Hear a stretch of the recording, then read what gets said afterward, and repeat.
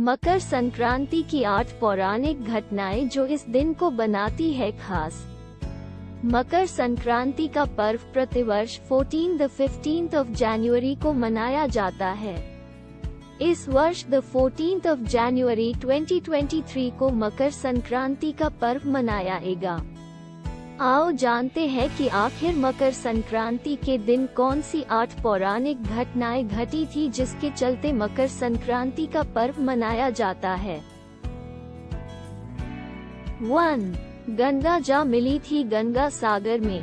मकर संक्रांति के दिन ही गंगा जी भगीरथ जी के पीछे पीछे चलकर कपिल मुनि के आश्रम से होती हुई सागर में जाकर मिली थी।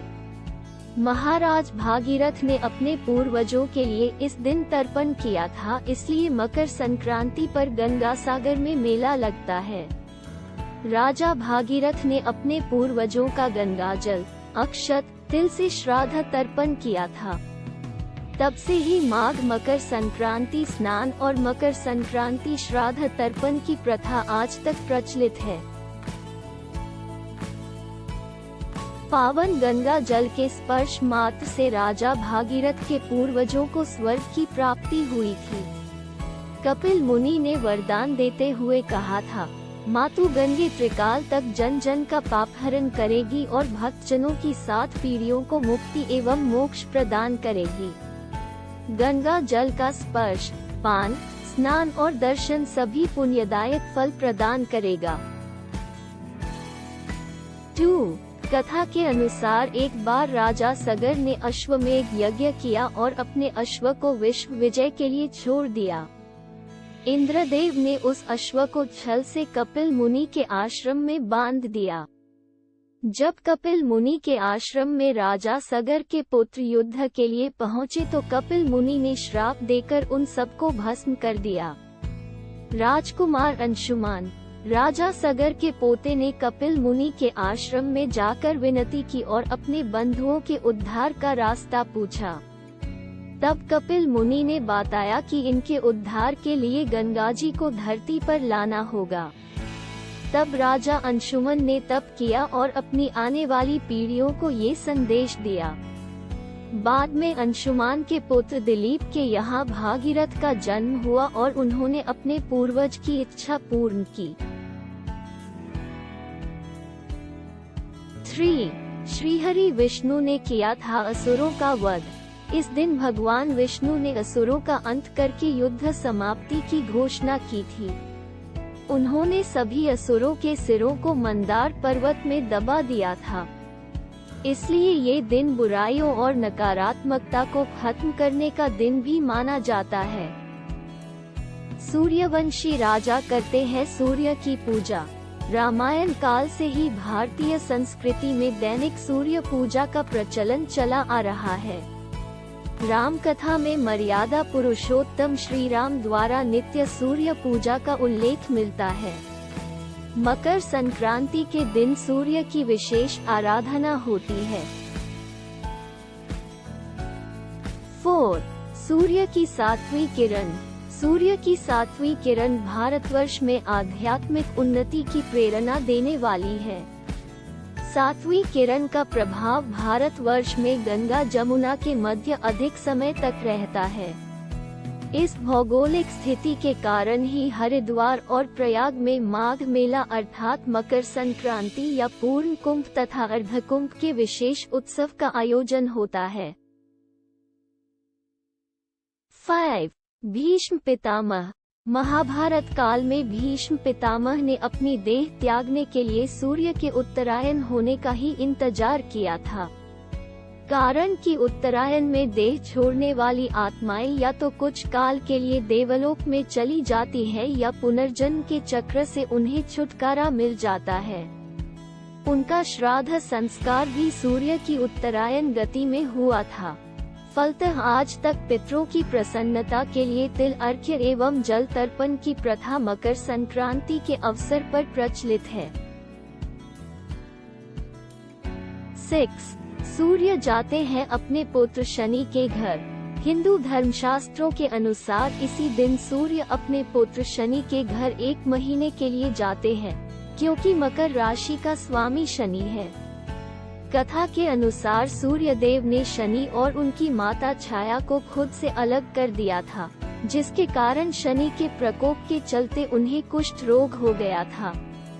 तब सूर्यदेव के दूसरे बेटे यमराज ने ई रोग को ठीक किया था। रोग मुक्त होने के बाद सूर्यदेव ने क्रोध में आकर उनके घर कुंभ को जला दिया था। परंतु बाद में यमराज के समझाने पर वे जब शनि के घर गए तो उन्होंने वहां देखा कि सब कुछ जल चुका था, केवल काला तिल वैसे का वैसा रखा था। अपने पिता को देखकर शनिदेव ने उनका स्वागत उसी काले तिल से किया। इससे प्रसन्न होकर सूर्य ने उन्हें दूसरा घर मकर उपहार में दे दिया।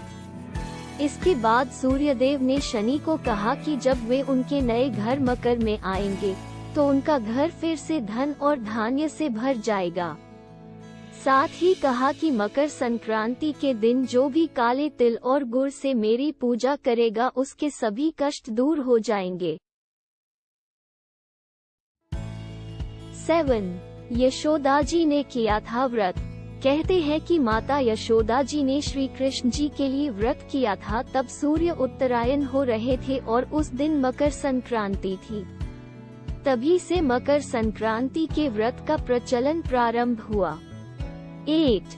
उत्तरायण होता है सूर्य, तब देवताओं का प्रारंभ होता है दिन। मकर संक्रांति के दिन सूर्य दक्षिणायन से उत्तरायण गति करने लगते हैं।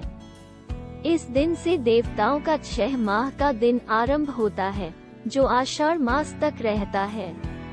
सूर्य के उत्तरायण होने के बाद से देवों की ब्रह्म मुहूर्त उपासना का पुण्यकाल प्रारंभ हो जाता है। इस काल को ही परा अपरा विद्या की प्राप्ति का काल कहा जाता है।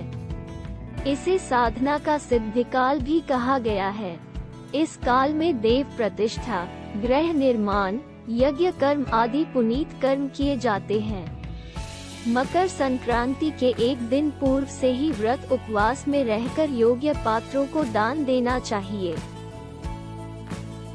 सूर्य संस्कृति में मकर संक्रांति का पर्व ब्रह्मा, विष्णु, महेश, गणेश, आद्यशक्ति और सूर्य की आराधना एवं उपासना का पावन व्रत है, जो तन मन आत्मा को शक्ति प्रदान करता है।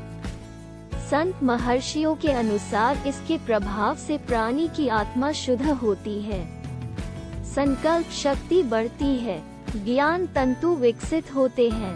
मकर संक्रांति इसी चेतना को विकसित करने वाला पर्व है। विष्णु धर्मसूत्र में कहा गया है कि पितरों की आत्मा की शांति के लिए एवं स्वस्वास्थ्य वर्धन तथा सर्व कल्याण के लिए तिल के 6 प्रयोग पुण्यदायक एवं फलदायक होते हैं। तिल जल से स्नान करना, तिल दान करना, तिल से बना भोजन, जल में तिल अर्पण, तिल से आहुति, तिल का उपटन लगाना। भारत के अलग अलग राज्यों में मकर संक्रांति को अलग अलग नाम से जाना जाता है।